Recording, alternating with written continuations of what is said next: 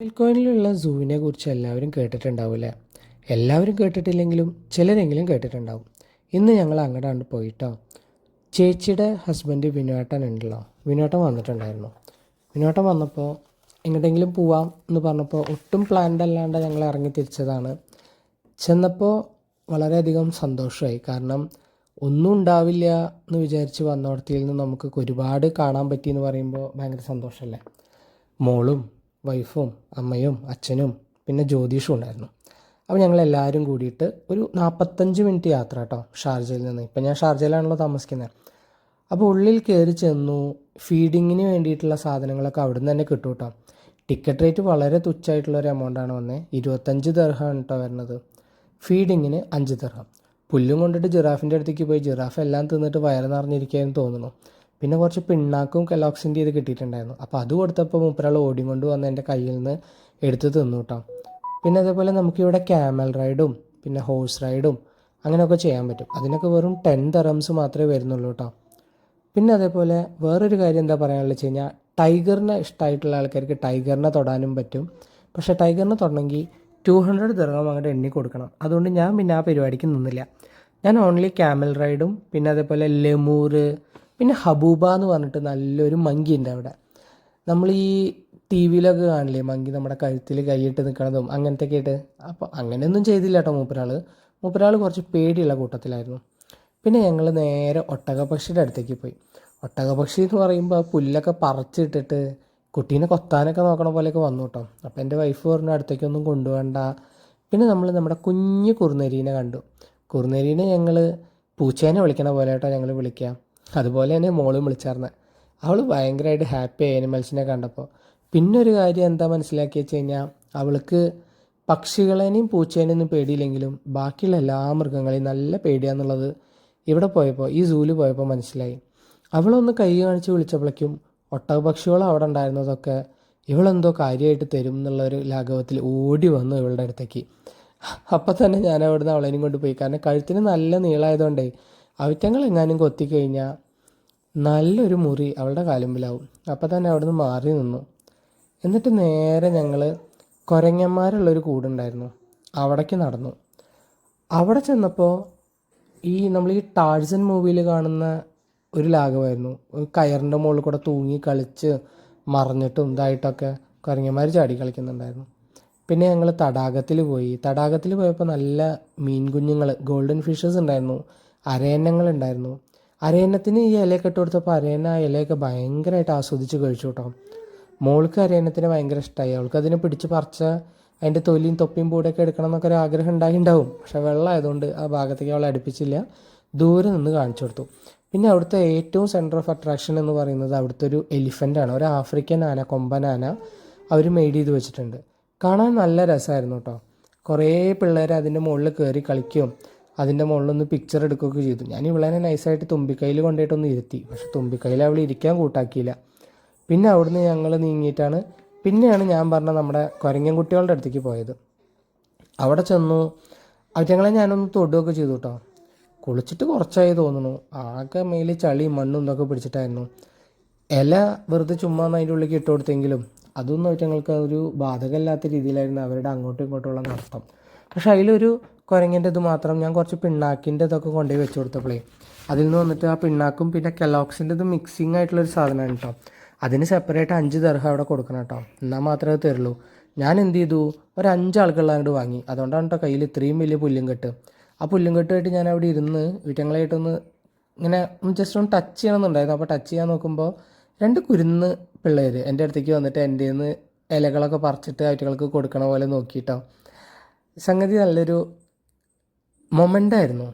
കാരണം ഇത്രയധികം മൃഗങ്ങളെ അവർ ഇതിൻ്റെ ഉള്ളിൽ സെറ്റ് ചെയ്തൂലോ എന്ന് ആലോചിക്കുമ്പോൾ ഒന്നാമത്തെ കാര്യം നമുക്ക് വിശ്വസിക്കാൻ പറ്റില്ല. അതിൻ്റെ ഉള്ളിൽ അത്രയും അധികം മൃഗങ്ങളുണ്ടായിരുന്നു. കരടി, പിന്നെ സിംഹങ്ങൾ, ഡിഫറെൻറ്റ് കളേഴ്സ്, പിന്നെ ഗോൾഡൻ ടൈഗർ എന്ന് പറഞ്ഞിട്ട് ഒരു ടൈഗർ ഉണ്ട്, പിന്നെ വെള്ള സിംഹ കുട്ടികൾ. അവറ്റങ്ങളുടെയൊക്കെ അടുത്ത് പോയി നിൽക്കാനാണ് കേട്ടോ 200 ദിർഹം. പിന്നെ നമ്മുടെ ഹബൂബ എന്ന് പറഞ്ഞ മങ്കിയുടെ അടുത്തും പിന്നെ അതുപോലെ ലെമൂറിൻ്റെ അടുത്തും പോകാൻ വേണ്ടിയിട്ട് 20 ദിർഹംസാണ് കേട്ടോ വരുന്നത്. പിന്നെ 25 ദിർഹം എൻട്രി ഫീ. ഇതൊക്കെ വളരെ അത്ര വലിയ എമൗണ്ട്സ് അല്ല. അവിടേക്ക് എത്തിപ്പെടാനുള്ളൊരു ഇത് മാത്രമേ ബുദ്ധിമുട്ടുള്ളൂ. ട്രാൻസ്പോർട്ടേഷൻ നമ്മൾ ഒന്നില്ലെങ്കിൽ റെൻ്റ് കാർ എടുത്ത് പോവുക, അല്ലെങ്കിൽ പിന്നെ ഫ്രണ്ട്സിൻ്റെ കൂടെ ആരെങ്കിലുമൊക്കെ സോപ്പ് ഇട്ടിട്ട് അവരെയും കൊണ്ട് പോവുക. നമുക്ക് പിന്നെ വിനോട്ടം വന്നതുകൊണ്ട് ഭാഗ്യമായി, വിനോട്ടൻ്റെ കൂടെ അങ്ങോട്ട് പോന്നു.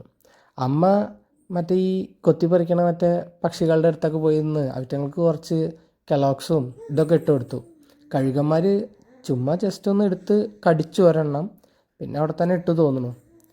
പിന്നെ ഞങ്ങൾ അവിടുന്ന് ഇങ്ങനെ മെല്ലെ നടന്ന് നീങ്ങി ഓരോ കാഴ്ചകളായി കണ്ടുകൊണ്ടിരിക്കുന്നതിൻ്റെ ഇടയിൽ കല്ല് പോലെ എന്തൊക്കെയോ കിടക്കുന്നുണ്ട്. നോക്കിയപ്പോൾ ഉണ്ട് ആമക്കുട്ടന്മാരാ. ഒരുത്തന്നെ ഒരുമാതിരി നോട്ടം എന്നെ. അപ്പം ഞാൻ അവനൊരു ചെറിയൊരു ഇലയുടെ ഒരു കഷ്ണം എടുത്തിട്ട് അവൻ്റെ വായിലേക്ക് വെച്ച് കൊടുത്തു. ഇല മാത്രം തിന്നിട്ട് തണ്ടൊക്കെ മൂപ്പരാൾ അവിടെ തന്നെ ഇട്ടു. ഇതാണ് നമ്മുടെ ഹബൂബക്കുട്ടൻ. ഹബൂബക്കുട്ടൻ കുറച്ച് പേടിക്കാരനാണ് കേട്ടോ. ഹബൂബ മാത്രമല്ല, എൻ്റെ ഭാര്യയും മോളും രണ്ടുപേരും നല്ല പേടിക്കാരാണ്. അവൾ ഇരുന്ന വഴിക്ക് അവൾ എന്നോട് ചോദിച്ചത്, ഏട്ടാ ഇതെന്തെങ്കിലും ഉപദ്രവിക്കുമോ എന്നുള്ളത് അവൾ ചോദിച്ചത്. അതുകൊണ്ട് തന്നെ അവൾ ഇപ്പുറത്തെ സൈഡിൽ പോയിരുന്നു. മോളെ കൊണ്ട് ഞാൻ ജസ്റ്റ് ഒന്ന് തൊടിയിക്കാനൊക്കെ നോക്കി, പക്ഷേ മോള് ഒട്ടും ഇതായില്ല. അവൾക്ക് പേടിയായിട്ട് അവളിങ്ങനെ മാറി നിന്നു. വൈഫൊന്ന് തൊട്ട് നോക്കിയിട്ടോ, നന്നായിട്ടുണ്ടെന്നൊക്കെ പറഞ്ഞു അവൾ. ഞാനതിൻ്റെ തലയിലൊന്ന് തലോടും അതിനെ ഇങ്ങോട്ട് നോക്കാൻ വേണ്ടി ഇരുത്തൊക്കെ ചെയ്തു. അപ്പോൾ അവിടെ ഒരു ആളുണ്ടായിരുന്നു, ഹബൂബയുടെ കെയർടേക്കറാ തോന്നുന്നു, മൂപ്പരാളും ഉണ്ടായിരുന്നു. പിന്നെ ആ സെയിം ഹബൂബേനെ വെച്ചിരിക്കുന്ന കൂട്ടിൽ തന്നെ കുറേ തത്തകളും പക്ഷികളും എന്ന് വേണ്ട അങ്ങനെ കുറേ മയിലുകൾ, അങ്ങനെ കുറേ ഐറ്റംസ് ഉണ്ടായിരുന്നു. ഒട്ടകത്തിൻ്റെ പുറത്ത് കയറില്ല എന്ന് പറഞ്ഞ അമ്മേനെ ഞാൻ ഒട്ടകത്തിൻ്റെ പുറത്ത് കയറ്റി. അമ്മ നൈസായിട്ട് ഒട്ടകത്തിൻ്റെ പുറത്ത് കയറിയിരുന്ന് ഇങ്ങനെ വലം ചുറ്റി വരികയായിരുന്നു. ആ ഒട്ടകത്തിനെ കണ്ടപ്പോൾ ഒരു കാര്യം എന്താ വെച്ച് കഴിഞ്ഞാൽ അതിങ്ങനെ എപ്പോഴും ഇങ്ങനെ ഇരുന്ന് നീക്കുക എന്നുള്ളൊരു ബുദ്ധിമുട്ട് മാത്രമേ അതിൻ്റെ ഒരു കാര്യത്തിൽ എനിക്ക് തോന്നിയുള്ളൂ. ബാക്കിയൊക്കെ അടിപൊളിയായിരുന്നു കേട്ടോ. അമ്മ ഇറങ്ങി വന്നപ്പോൾ തന്നെ അമ്മ പറഞ്ഞാൽ എന്താ അറിയോ, അയ്യോ ഇതിൻ്റെ മുകളിൽ നിന്ന് മൂക്കുത്തി ഞാൻ വീഴുമെന്നാണ് വിചാരിച്ചേ അതിങ്ങനെ ഇരിക്കണ സമയത്ത് എന്നൊക്കെ പറഞ്ഞിട്ട് അമ്മ പറഞ്ഞു. അമ്മേനെ ഒട്ടകത്തിൻ്റെ മുകളിൽ കയറ്റിയപ്പോൾ തന്നെ വാവ കരഞ്ഞു തുടങ്ങി. അവൾ അല്ലറി പൊളിച്ചു. അപ്പോൾ അവളെ അങ്ങോട്ട് മാറ്റി നിർത്തി. പിന്നെ അച്ഛൻ കയറി. പിന്നെ അച്ഛൻ കയറൽ കഴിഞ്ഞിട്ട് പിന്നെ എൻ്റെ വൈഫി അവളേനെയും ഞാൻ കയറ്റി. അവൾ കയറില്ല, എനിക്ക് പേടിയാണ് ഇതാണെന്നൊക്കെ പറഞ്ഞാൽ 34 കയറിയപ്പോൾ ഭയങ്കര ഉഷാറായി, ഭയങ്കര ഹാപ്പിയായി അവൾ. ഒരു 2 വലം വെച്ച് ഒട്ടകം വന്ന് നിർത്തി അവളെ ഇറങ്ങി. അതിനുശേഷമാണ് ഹീറോൻ്റെ എൻട്രി പറയില്ലേ, അത് വേറെ ആരുമല്ല കേട്ടോ, ഞാൻ തന്നെയാണ്. ഞാൻ കയറി വെറുതെ ഒട്ടകത്തിൻ്റെ പുറത്ത് കയറി ഇരുന്നിട്ട് ഇതായിട്ട് മാത്രം കാര്യമില്ലല്ലോ എന്നുള്ളൊരു ലാഘവത്തിൽ ഒട്ടകത്തിൻ്റെ മുകളിൽ ഇരുന്നിട്ട് ഒരു കൈ വിട്ടിട്ട് മറ്റേ നമ്മൾ കുതിരപ്പുറത്ത് മറ്റേ ഈ സിനിമകളിലൊക്കെ കാണുമ്പോൾ ഒരു കയ്യിൽ നമ്മളിങ്ങനെ കുതിരപ്പുറത്ത് ഇങ്ങനെ ഓടില്ലേ, അതുപോലെ ഇതിൻ്റെ ആ കമ്പിയുടെ അവിടെ പിടിച്ചു. ഇതിലൊരു കാര്യം എന്താ പറയുക വെച്ച് കഴിഞ്ഞാൽ ഭയങ്കര സേഫ്റ്റിയാണ് കേട്ടോ ഈ ഒട്ടകത്തിൻ്റെ മുകളിൽ കയറുമ്പോൾ. അതിൻ്റെ അവിടെ ബെൽറ്റിലൊരു കമ്പിയൊക്കെ സെറ്റ് ചെയ്തിട്ടുണ്ട് അവർ. പിന്നെ ഇരിക്കാൻ ഭയങ്കര കംഫർട്ടായിരുന്നു ഒട്ടകത്തിൻ്റെ മുകളിൽ ഇരിക്കാൻ. അത്ര വലിയ ബുദ്ധിമുട്ടൊന്നും ഉണ്ടാവില്ല. ചില സ്ഥലത്ത് പോകുമ്പോൾ എന്താ വെച്ച് കഴിഞ്ഞാൽ അവർ കയറ് മാത്രമേ ഉണ്ടാവുള്ളൂ. ആ കയറ് അങ്ങോട്ടും ഇങ്ങോട്ടും നീങ്ങിയിട്ട് നമ്മൾ ചിലപ്പോൾ വീഴാൻ പോവുകയൊക്കെ ചെയ്യും. അങ്ങനത്തെ ഒരു സംഭവം ഇവിടെ ഇതായില്ല. നല്ല രസമായിരുന്നു അതിൻ്റെ മുകളിൽ കയറിയിരുന്ന്. അതായത് അതിൻ്റെ നടത്തം തന്നെ ഇങ്ങനെ ഇളകിയുള്ളൊരു നടത്തമല്ലേ. അപ്പോൾ അത് തന്നെ നമുക്ക് ഭയങ്കരമായിട്ടൊരു ഇതായിട്ട് ഫീൽ ചെയ്യും. ഇതിൽ പിന്നെ ഞങ്ങൾ എല്ലാവരും കയറി കേട്ടോ. കാരണം 10 ദിർഹംസ് അല്ലേ വരുന്നുള്ളൂ. 10 ദിർഹംസ് എന്ന് പറയുമ്പോൾ ഇപ്പോൾ ഞങ്ങൾ 6 ആളുണ്ടായിരുന്നു. വിനോട്ടൻ കയറാൻ സമ്മതിച്ചില്ല, വിനോട്ടന് വേണ്ട പറഞ്ഞിട്ട്. അപ്പോൾ ഞങ്ങൾ 5 ആൾ കയറി. ഒരുപാട് പേരുണ്ടായിരുന്നു കേട്ടോ കയറാൻ വേണ്ടിയിട്ട്. പിന്നെ എൻ്റെ കയറലും കൂടി കഴിഞ്ഞപ്പോൾ ഞാൻ അവൻ്റെ അടുത്ത് 2-3 ഫോട്ടോസൊക്കെ ക്ലിക്ക് ചെയ്ത് തരാൻ പറഞ്ഞിട്ടുണ്ടായിരുന്നു. അതൊക്കെ ചെയ്ത് പിന്നെ ജോബ്രോൻ്റെ കയറലായിരുന്നു. ജോബ്രോ കയറി വഴിക്ക് തന്നെ പറഞ്ഞു പിക്ചർ വേണം, വീഡിയോ വേണം എന്നൊക്കെ ജോബ്രോ പറഞ്ഞിട്ടുണ്ടായിരുന്നു. അപ്പോൾ അവൻ്റെ സന്തോഷത്തിന് വേണ്ടി അതെല്ലാം സെറ്റ് ചെയ്ത് കൊടുത്തു. പിന്നെ എന്താ വെച്ച് കഴിഞ്ഞാൽ ഫോട്ടോ എടുക്കാൻ നല്ലൊരു ഇതായിരുന്നു. കാരണം സൂര്യൻ്റെ പ്രകാശം അവിടുന്ന് നേരെ നമ്മുടെ മുഖത്തേക്ക് അടിക്കുന്നത്. അപ്പോൾ എന്താ വെച്ച് കഴിഞ്ഞാൽ നമ്മൾ എടുക്കുന്ന പിക്ചേഴ്സും നല്ല ക്വാളിറ്റിയുള്ള പിക്ചേഴ്സായിരുന്നു എല്ലാം.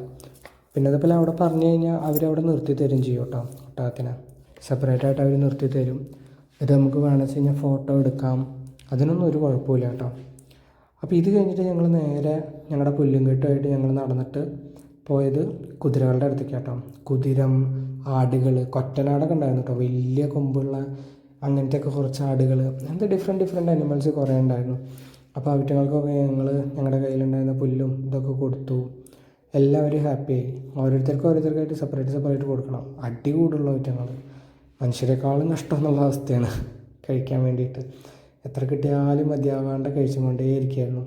അതിൻ്റെ ഇടയിൽ ഒരു കുതിരക്കുട്ടൻ, ഞാൻ അവന് ഫുഡ് കൊടുത്തിട്ട് ഞാൻ വേറൊരു കുതിരയുടെ അടുത്തേക്ക് പോയപ്പോഴേക്കും മച്ചാൻ അവിടേക്ക് ഓടി വന്നിരിക്കണം എൻ്റെ അടുത്തേക്ക്. മുന്നോട്ടങ്ങനെ നോക്കി നിൽക്കുക, ഇതെന്താ ഇപ്പോൾ ഇവിടെ വന്ന് നിൽക്കണ് എന്നുള്ള അവസ്ഥയിൽ. അപ്പോൾ ഞാൻ അതിന് കൊടുത്തു. അതിനൊന്ന് തൊടുകയൊക്കെ ചെയ്തു. മോളെ കൊണ്ട് തൊടിയിക്കാൻ നോക്കിയപ്പോൾ നടന്നില്ല. അവൾ അനിമൽസിനെയൊക്കെ കണ്ടിട്ട് ഭയങ്കരമായിട്ട് ഹാപ്പിയായി. അവളെയും കൊണ്ട് പിന്നെയും ഞങ്ങൾ യാത്ര തുടർന്നു.